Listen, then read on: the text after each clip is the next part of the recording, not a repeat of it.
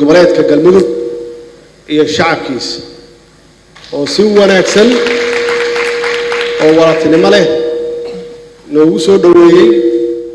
culeyskan faraha badan 3 jeer ay qaadeen haday tahay dhaqaale iyo martigelinba aad iyo aad yaan runtii kaga mahadcelinaynaa waxaan u mahadcelinayaa madaxweynayaasha dowlad goboleedyada oo iyagoo hawlo badan degmooyinkooda iyo deegaanadooda iyo goboladooda runtii ku dhex jiray 7 casho halkan u fadhiyay inay helaan xal masiirka Soomaaliya iyo mustaqbalka Soomaaliya aad iyo aad yaan runtii kaga mahadcelinayaa waqtigeena qaaliga ah iyo juhdiga aad geliseen inaan gaarno maanta heshiis aan oran karno ummadda Soomaaliyeed inay ku guuleysan doonaan insha Allah haddii Ilaahay yiraahdo waxaan u mahadcelinayaa shacabweynaha Soomaaliyeed meel kasta ay joogaan taageerada iyo soo dhaweynta ay u soo dhaweeyeen xaqiiqatan shirkii wixii ka soo baxay iyo intaan fadhinayba gubaabada nagu hayeen oo ahayd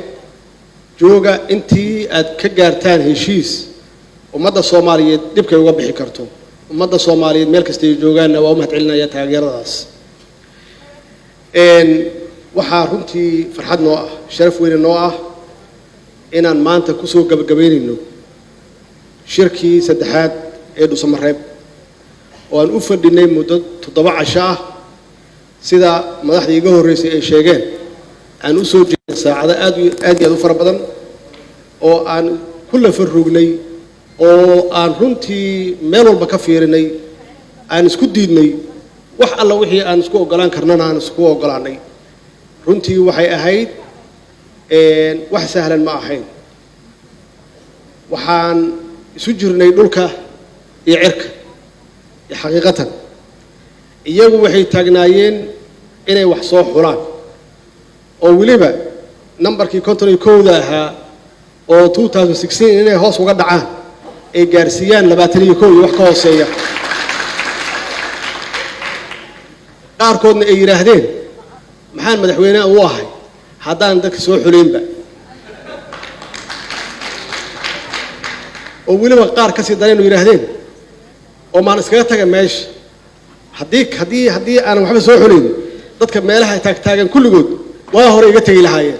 marka maxay igu imaanayaan haddaan soo xuleyn aniga hadda meeshan jooga waa la ogaa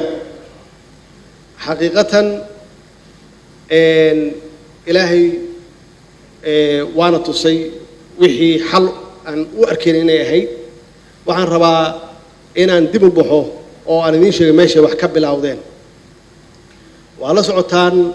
inuu jiray sharci oo baarlamaanku uu ansixiyay oo la isku raacay oo muddo soo socday markii hawshii dhamaatay oo aan lahayn horaa loo dhaqaaqayaa taariikh cusub aan gelinaa ummadda caalamku waxay arkayaan Soomaaliya in cageeda isku taagtay waxay yiraahdeen waa ka biyadiin ma doonayno waa inaan ku noqonnaa tii 2016 inaan ku noqonno waxay noqotay marka inaan halkaas ka raadino bacdama meelaha lagu qabanayo doorashooyinka ay iyagu joogaan waliba intaas kaliya ma ahayn iyagoo dhan ay ka wada sinaayeen ama ay ka wada siman yihiin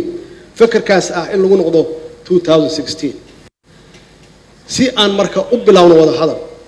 waxaana soo galay cudurkii corona virus kaana soo galay waxaan isla soo galnay qadka zoomka ama internetka ama video conference yaan isla soo galnay annagoo doonayna inaan isla meel dhigno goobtii iyo waqtigii hawshaan looga hadli lahaa shirkaasi oo ahaa zoomka waxaan ku ballanay in aan si physical ah oo dhab ah aan isugu imaano ujeedada zoomkaasna sidaas uu ahaa anay ii xil saareen inaan keeno goobtii iyo waqtigii waxay la noqotay in aan magaalada Muqdisho aan ku asteeyo goobtii iyo xilligiiba markii hal casho ay ka harsan tahay yaa waxaan ogaaday in qaar ay diideen inay yimaadaan haddee waa isla gaarnay go'aankaas aniga inay siiyaan inaan keeno go'aankaas أسبوع يتومبرنا أي سوس عتي أو واحد له وسنجرين واحد عضي إن شركي أباقضي مرك شركي إنه دب ودعي وحان المرك دب بانو دجنا يجي قار وشوري وحيرهدين إن أنه يونايتد أو شنتنا سيده أنا جوهر معنا دولة الدح دولة الفدرال كا مركا أن دوس مرهب ون أن قبصنا دوس مرهب ون وحي هيد إني أمي ذوبان سيده جوهر معنا هاي دولة الفدرال كا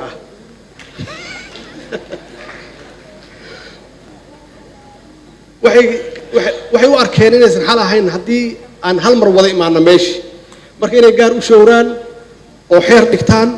oo ballamo hoos qaataan si ay ugu khasbaan dowladda dhexe waxa iyagu ay rabaan go'aan waxay ku qaateen meeshii aan filayay inay yidhaahdaan madaxweyne waa kuu cudur daareynaa ballantii aan ku ballansanayn inaan kugu imaano xamar waa ka baaqanay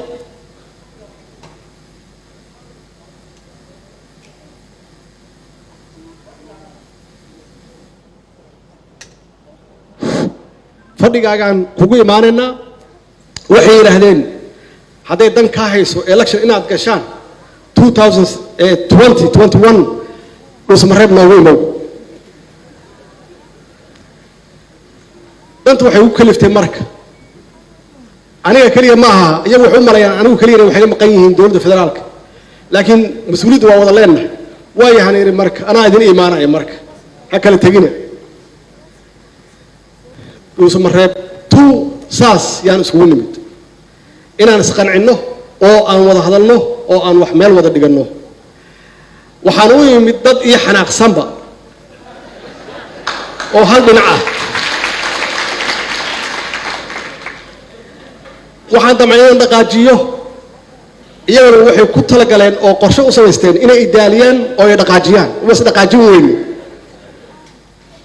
waxaan isiri marka استراتيجية استراتيجية delay tactic أهمية أو الربع إنه جارسيو February 2021 وحنكوير إن ما هو هرتا حالته سهل ما هو أركا إن كل جني يجوا هرت مادين أو حلنا عاد جوكتان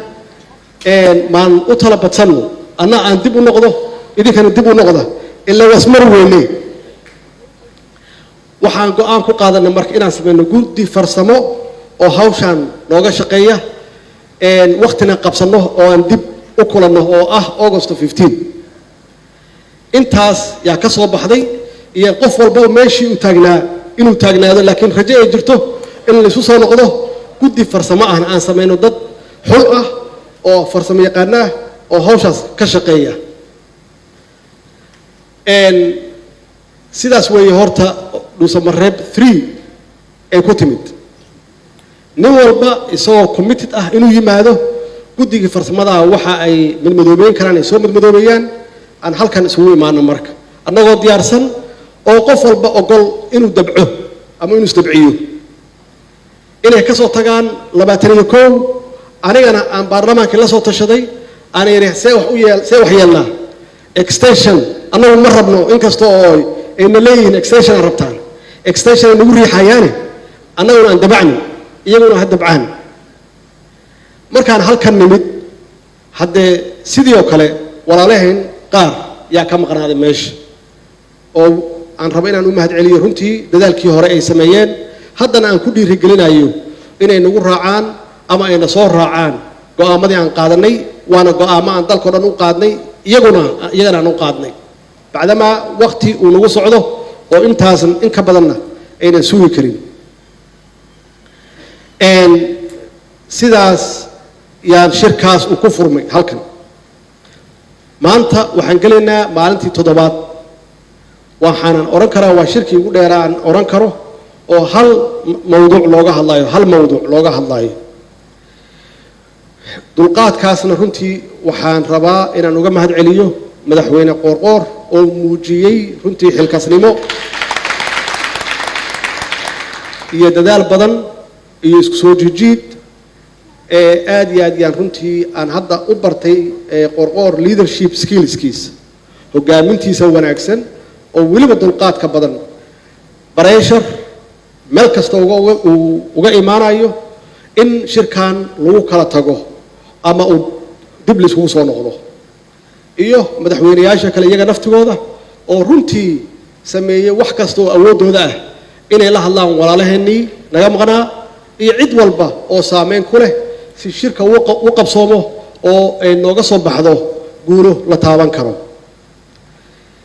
alxamdulilah waxa aan hadda soo saarnay markii aan waqti badan gelinay habeeno badan aan u dhafarnay waqti iyo juhdi badan aan gelinay waxaa nooga soo baxay shirkaan u soconno horta waxa weeye waa shir doorasho federal level ah ma aha state level haddii marka federal level uu yahay oo heer federaal uu yahay maxaa loo baahan yahay waxaa loo baahan yahay guddiga madaxa bannaan ee doorashooyinka federaalka inay qayb ka ahaadaan ama hawshaan ay tahay hawshooda inay tahay maxaa yeelay ma aha state level ma aha iyagu walaalahay madaxweynayaasha iyagoo runtii ku adkaystay ama ku adkaa inay soo celiyaan seat yaa waxay ay ku qanceen in uu yahay doorashadan doorasho federaal ah oo loo baahan yahay in guddigaas madax bannaan uu hogaamiyo waana ku mahadsan yihiin inay la qaateen waxaa kaloo oo aan ka hadalnay si loo muujiyo maturity ama biseel siyaasadeed muddo dheer ka bacdi inaan gaarnay oo aan ka gudubno heerkii dadku ay isu xulufaysan jireen qabiilka iyo qabyaaladda inaan xoogaa aan u ekaano dad xadaarad leh oo ilbaxa ah sida adduunka ay heeb mabaadi' iyo axsaab oo qofka ka soo galaya kismaayo uusan u arag keliya kan kismaayo keliya inay isku xulufo yihiin kan boosaaso ka imaanaya inay isku xulufo noqdaan uu dhegta ku hayo yaa kaaga soo baxay qardho yaa kaaga soo baxay boosaaso yaa kaaga soo baxay gaalkacyo uusan keliya fiirin qabiilkiisa inta qof oo ku hareeraysan marka inaan ka gudubno qaabkii hore oo qaab casriyeysan oo nidaamsan oo adduunku fahmi karo annagana aan u muuqanno inaan bislaanay inaan gaarsiino oo axsaabta iyadana waa isla qaadanay waa ku mahadsan yihiin walaalahay waxaa kaloo muhiim ahaa inaan gaarsiino heer degaan aan gaarsiino oo aan hal meel keliya lagu kontroolin hal qofna uusan kontrooline degaanadoo dhan laga soo galo oo degaan walbaba ay bartaan doorashadu waxay tahay hal mid waa iga saxsanaayeen in alifaxmaali laga bilaabo iyadoon lagu boolin albaqaro la aadin marka tartiib step by step dadka in loo fahamsiiyo waxay doorasho tahay waxay axsaab tahay waxay dimuqraadiyad tahay iyadana waa isla qaadanay inaan baahino marka intaas yaan u arkay inay ahayd muhiim aan uga gudbayno marxaladdii hore oo runtii koobnayd oo ay ku dhex jirtay waxyaabo badan oo sumcaddeenna iyo sharafkeenna dad ahaan iyo dowlad ahaan wax noo dhimaayey oo ay ka mid ahayd musuqmaasuq wax yaroo kooban oo la musuqmaasuqi karo saameyn shisheeye in dad shisheeye ay odhan karaan dadkaani waa baahan yihiin waa poverty dhaqaale xumaa haysa waxbaad iibsan kartaa dad bini aadam yaad iibsan kartaa dadkaas shisheeye inaan u sheegno waxay aaday soomaaliya qaab laisku doorto mabaadii iyo axsaab aysan ahayn jeeb intee la eg yaad haysataa alxamdulilah taasna waxay ii noqotay wax iyagu ay igu convince gareeyeen in aan runtii dabco waana wax sax ah oo loo baahan yahay dhaqankeena siyaasadeed oo muddada dheer aad u xumaa in aan bedelno caalamkan aan u muujinno doorashadeennu ma aha yaa lacag haystee inaan ka dhigno yaa brogram fiican haysta yaa mabaadii haysta yaa wanaagsan inaan isku dooranno oo cid walbaba ama degaan walbaba ay raadiso qofkooda wanaagsan oo level xulka qaranka geli kara aysan keenin qofka intuu xoogaa meelaha wax ka soo helay wax iibsan kara marka runtii arrintaasi waxay ahayd arrinaan odhan karo inaan ka gaarnay tallaabo muuqda oo progress ah walaalaheen jubbaland iyo puntland waxaan leeyahay madashaan waxbaad ku leedihiin dad waxaad tihiin runtii wanaagsan idinka iyo dadka aad matashaan waa nagu fog tihiin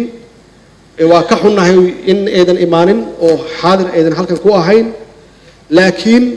waxaan aaminsanahay inaad dib nooga soo qaybgeli doontaan aaraarta ama fikradaha aad qabtaanna aan u baahannahay iyo contributionkiina ma idinka maaranno waxaan u baahannahay awooddiinna dhinac walbaba hadday tahay maskax hadday tahay xigmad hadday tahay feker iyo cid wax walbaba waxaan idinka codsanaynaa ummadda soomaaliyeedna idinka codsanaysaa waxaan ku jirnaa xaalad soomaalida ay u bixisay kala guur sax ma aha kelmaddaas kala guur ma aha xaaladdan xaalad doorasho waaye wax kala guuraya ma jiraan laakiin xaalad walba oo isbeddel la filayo dadku muudkooda iyo dhaqankooda waa isbeddelaan qaar walwal yaa gala qaar waa walbahaaraan qaarna waaba waanshaanba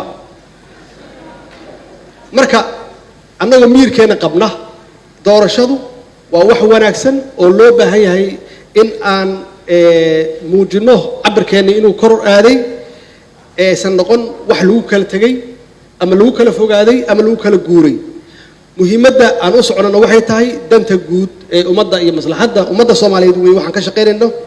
kama shaqaynayno inaan u danayno shaksi uma danaynayno dowlad goboleed gaar ahna ma aha waa wax ummadda soomaaliyeed ka wada dhexeeya oo aan wada leenahay maslaxaddeedana aan wada leenahay ugu dambayn doorashadan waa doorasho aan oran karo waa doorasho isku dheeli tiran dhinac walbaba ma aha meeshii anigu aan rabay ma aha laakiin waxaa rabta haddaa weydo waxaa ka badin weydo inaad samaysid weeye haddii laba iga maqan tahay saddexdaanna aan ku diido hadda ma aqaan meeshaan wax geen karo marka saddexdaanna inaan hayno labada kaloo waalaheenna inaan raadinno ummadda soomaaliyeed isku soo dumno dad ka mideenno aan wadajirkooda ka shaqeenno marka waxaan leeyahay waa doorasho isku dheeli tiran oo ku timid isu tanaasul isu dulqaad wax isi siin iyo dabac badan iyadoo loo danaynayo ummadda soomaaliyeed iyo shacabka soomaaliyeed oo muddo dheer dhibaataysnaa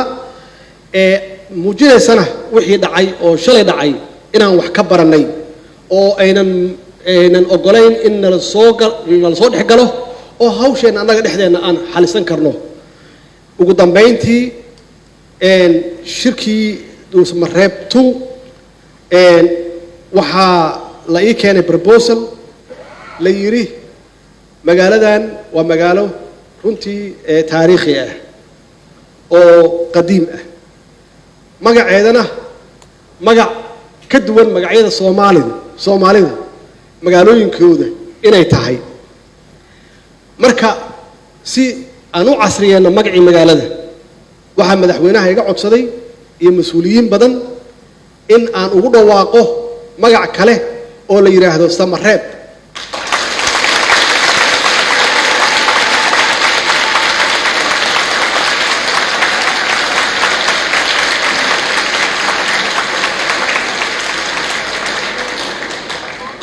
mudane madaxweyne wax badan baa lagu soo caaramaalay dhuusamareeb hadda haddii aad noqoteen samareeb waa idinla qaatay